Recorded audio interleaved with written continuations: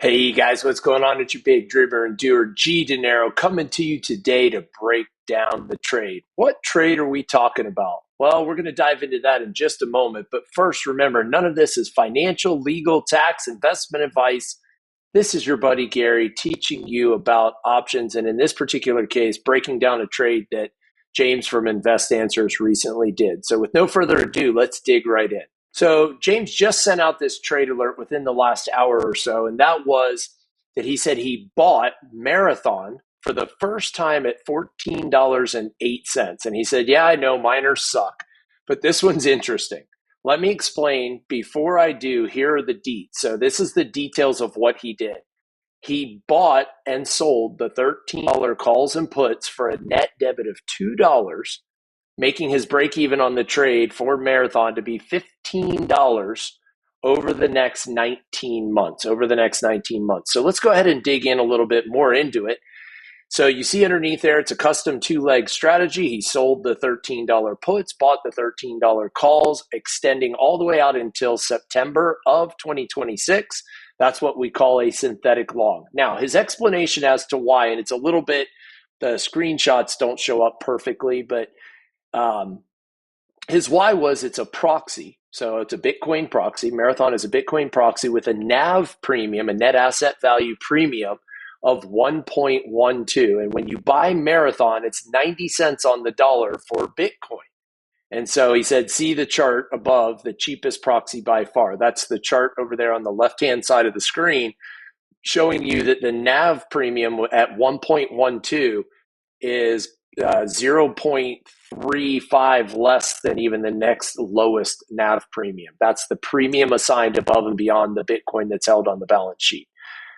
So it's significantly inexpensive when looking at it from a NAV premium. Number two, IADSS, that's the InvestAnswers decision support system, is about to flash a buy on the 4 hour. And he said it has not done this since August of 2024, and that it's also fell out of the cloud.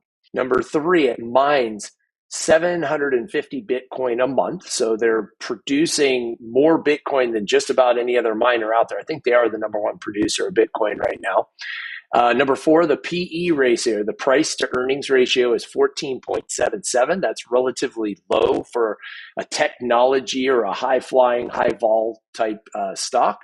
Number five, the mean reversion is also in the kill zone. So what he's talking about is in that lower graph right there on the screen. You can see that it's below, it's down at like more than 2 standard deviations below the norm. So if the mean is in the center, it's way below, well below that. And number six, it's totally fallen out of the ARB cloud. Yes, the ARB cloud works for all proxies. Proxies meaning those that contain or hold Bitcoin on their balance sheet, where it makes up more of their market capitalization than anything else, essentially. And he said it shows a bottom band of 15.47. His break even on this trade is $15. So it's dropped below even the bottom band of the ARB cloud.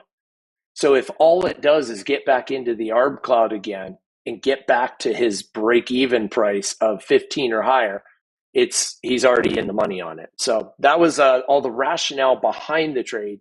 These are the particulars or the specifics. So what did he do? He sold the September 18th, 2026, $13 put for $4.75 a share. I estimated that exact number. Again, he doesn't put those numbers down whenever he's sharing his trade alerts. So I estimated that it was around $4.75 a share at the time, which means he collected, because he sold the put, he collected $475 for selling that put. This also used up about $1,300 of collateral. That's either margin or cash. In James's case, it was margin to secure or collateralize the put due to assignment risk. What assignment risk means, again, with a put, he sold the put. He's selling somebody else the right to sell him 100 shares of Marathon on or before the 18th of September 2026 for $4.75 a share. He bought the September 18th, 2026 $13 call for $6.75 a share. That means he spent $675. So the net difference between the two is a net debit. He had to come out of pocket $2 a share or $200 to put this trade on. And this is what it looks like here on option strat. Pretty simple. You'll see there that Marathon, the Marathon is the asset that I chose. I chose a long synthetic future. I put down September 18th, 2026, the $13 call, and I entered in the price that he for that, which was $6.75. I entered in the $13 put and the price that he collected for that, which was $4.75, for a net debit of $200. You'll note that the maximum loss on this trade, it says, is $1,500. That's assuming that Marathon goes to zero in this particular case.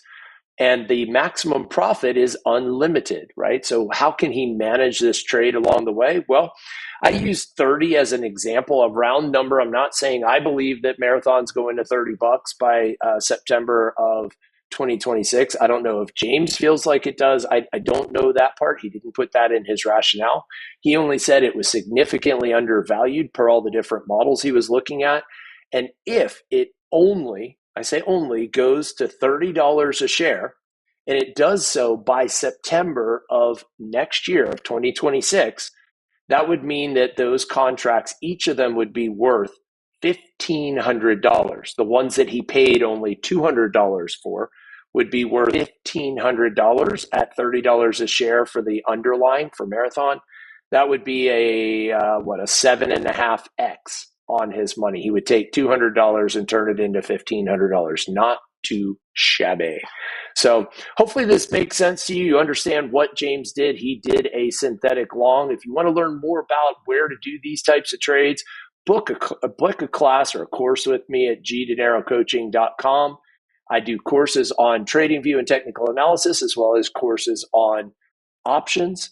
You can like this video, make sure you comment below and let me know what you like best about it, what I could do better. And lastly, go ahead and subscribe so you see more videos like this, so I can help you at the end of the day increase your financial freedom so that you could be on the path to, or increase your financial literacy so that you could be on your path to financial freedom. Thanks for tuning in, and we'll see you on the flip side. Take care.